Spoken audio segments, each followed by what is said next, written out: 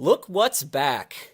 You know, I bought this game a month after the initial Summer Games event, so I missed out on this, but that's no longer the case.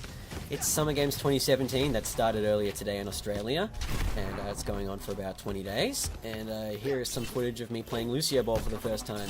This was on the Sydney Harbour Arena map, which was pretty neat actually. It's pretty cool how they've added a map in Australia, and I thought I'd, gather a little bit of impressions of it while I played it, and, overall, I'm actually really happy with how this has turned out. This is a really fun mode.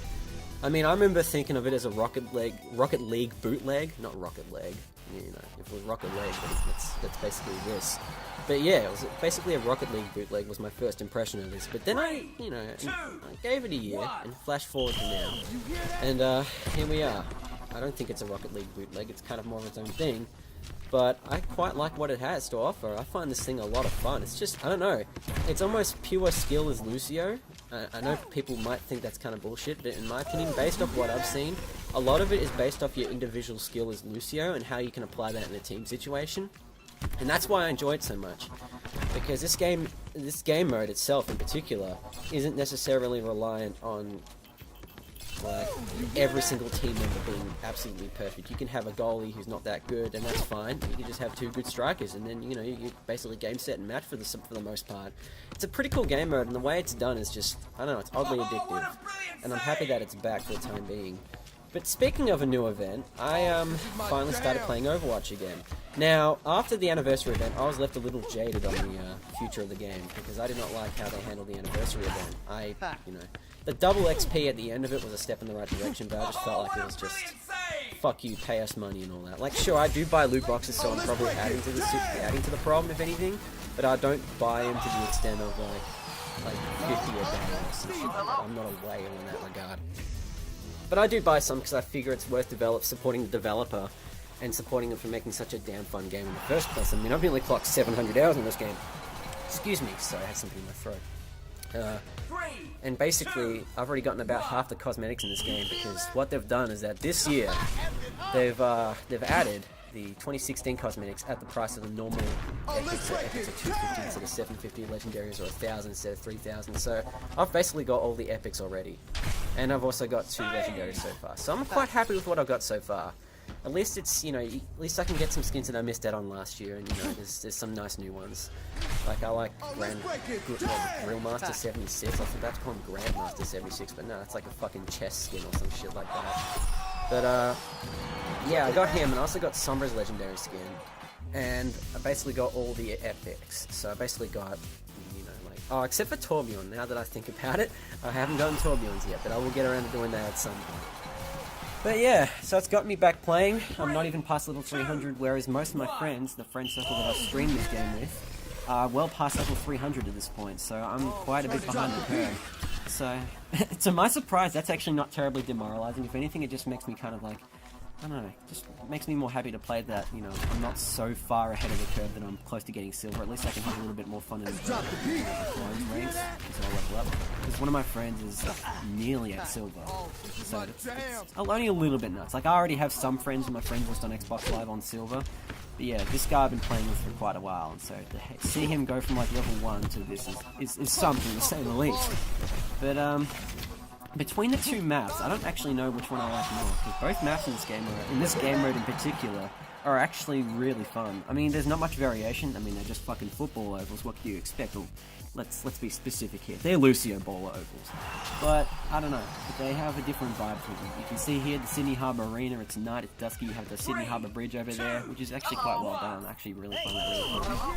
But that means that this takes place in Sydney Harbour itself, and I don't know how I feel about Sydney Harbour. I mean, there's the Opera House. So this thing's in the middle of the sea.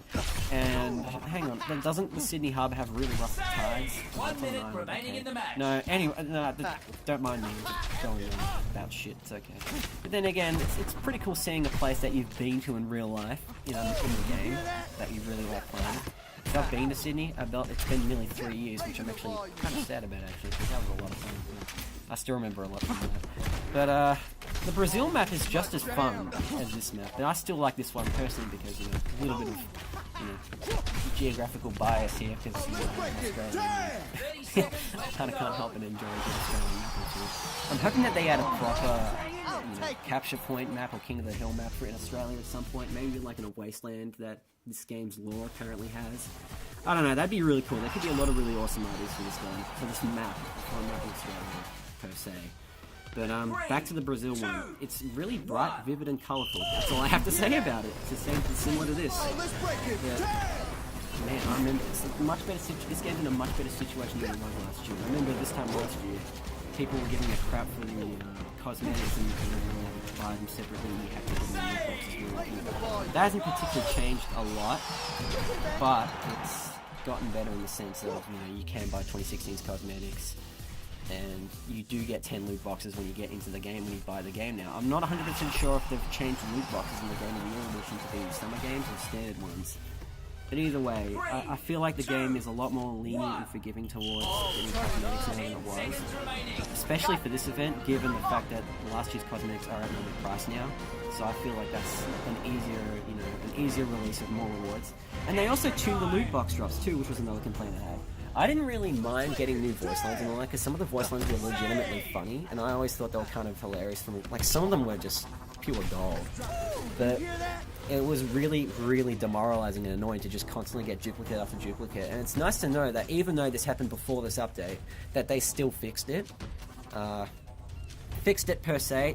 I wouldn't say fixed it, but you know, they've made a step in the right direction by not having nearly as many duplicates. I've opened up 30 loot boxes and I haven't gotten a single duplicate so far. I think maybe one at best. Now you're wondering, since my last Overwatch video on this one, you're probably wondering, why am I not talking about Doomfist? Well, let me let you in on a little secret. I'm actually doing a separate Doomfist video. I'm actually going to be doing, you know, the Widow Watch, Hooker Watch, those videos. Yeah, I'm going to be, and Lucio Watch, I think the other one was. I'm going to be doing one on Doomfist because Doomfist I feel like is unique enough to do a video on. But then again, my Hooker Watch one was based off an old version of Roadhog, which is now a shell of what he is. Well, he's a shell of what he used to be, which is really disappointing. But what can you do? I don't see Roadhog anymore. I just see Doomfist's one-hit KOing McCree's every now and then. Apparently, like, McCree is a good counter against Doomfist, but in my time, I've just been destroyed by him. Maybe I'm not playing him right. I don't know. But it took me quite a while to get Doomfist good and going, so that's all I have to say about Doomfist so far. Oh, and I had to buy a skin for him, but I did not buy any of the legendaries, because all these legendaries are absolute shit. So there we go. Following in tradition with Zaya, his legendaries are a little bit shit, if I say so myself. Well, anyway, folks, that's pretty much the end of this video. If you've gotten to this point in the video, thank you so much for watching. Sorry if you've had to hear me babbling for nearly 8 minutes, but whatever. Take care, and see you later. Play of the day.